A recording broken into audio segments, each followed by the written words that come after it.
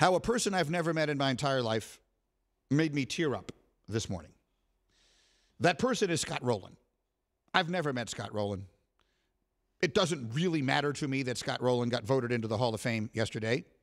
I will offer my congratulations to Scott Rolen on getting voted into the Hall of Fame yesterday because it's an extraordinary honor. And there's a part of me that does not want to analyze his candidacy on this day because he just got into the Hall of Fame. This has got to be the thrill of his lifetime. You don't need people raining on your parade on this day. But I will merely say the first thought I had in mind was that in the induction ceremonies in Cooperstown, they're going to intentionally walk Barry Bonds to pitch to Scott Rolen. So we have now reached that point where the Hall of Fame induction ceremonies this coming summer are going to enshrine Fred McGriff and Scott Rolen, both of whose entire careers I watched, and both of whom were good players. I don't think anyone can say they were any more than that. Scott Rolen was one time out of his entire career did he finish in the top 13 in the voting for MVP. So, Hembo, and this, of course, is your lifeblood is baseball. I don't want to rain on the parade of a man who gave a day's work for a day's pay. He was certainly a very good player. It's not his fault he wasn't a better player than he was, and it isn't his fault that Barry Bonds and Sammy Sosa and Alex Rodriguez and Roger Clemens aren't in the Hall of Fame. He did everything right. But the reality is, I feel like we have finally reached the point, to use your favorite Andrew Lloyd Webber song, we have reached the point of no return. When we are putting in Scott Rolen and Barry Bonds and Alex Rodriguez are not in, we have reached critical mass. We are in catastrophe mode. Yeah, this is so difficult for me because you know that I love the Baseball Hall of Fame. I visit every year. I spend time in that gallery, and I feel like I'm in a sanctuary. Like, I genuinely love that place. But I feel the same way that you do about this. It's difficult for me to take seriously what is happening now because, like, Fred McGriff and Scott Rolen are top 1% players of all time. But this era that I grew up watching and loving is just not being properly represented in the one place where it needs to be. And every player's case is different, right? You take these case by case. No one would argue that Scott Rolen was a greater player than Barry Bonds. But let's underscore what you just said. He played 17 years in the big leagues. And on one occasion, the same writers that just voted him into the Hall of Fame viewed him as one of the top 13 players in his own league. Scott Rolen played 17 seasons and received one first-place MVP vote. Scott Rolen's in the Hall of Fame because he is perceived to be virtuous in an era in which many of his greater players were not. So what we have done is swung it all the way back. We've kicked it all the way back.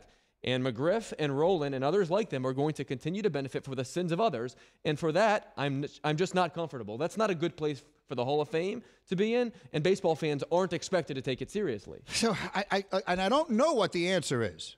As I said, I'm not that smart. If I was that smart, I'd be doing something else. I can't sit here and tell Rob Manfred what to do. And I like Manfred. You know that. You know I have defended him a million times, and I will defend him on this. There isn't an answer to this problem. Because if the answer is well, first of all, these guys are on the ballot. So the Hall of Fame hasn't weighed in one way or the other. Major League Baseball hasn't disqualified them in the way they have Pete Rose and Shoeless Joe Jackson. They have allowed the writers themselves to make this decision. And I am all for the writers making decisions. As we saw recently in the case of the NFL, players voting on these things is the worst outcome. The writers are the right people to make these decisions. But I would just ask all the writers who voted for Scott Rolen, doesn't it just seem wrong? Doesn't it just feel wrong to have a building, a museum, a library, a sanctuary, a place where we celebrate the greatest of the great, and to have the juxtaposition of Rolen being in, I hate to keep coming back to him, but it's just the most recent one, and Barry Bonds not. I want to make it very clear. I have spent a little time in my life around Barry Bonds in another lifetime. He was still a Pittsburgh Pirate, and I was covering baseball a little bit in Chicago, and he came through Chicago, and my very limited experience with him, I found him to be as disagreeable and unpleasant as anyone I've ever met in sports. In no way am I making an endorsement here because I like Barry Bonds.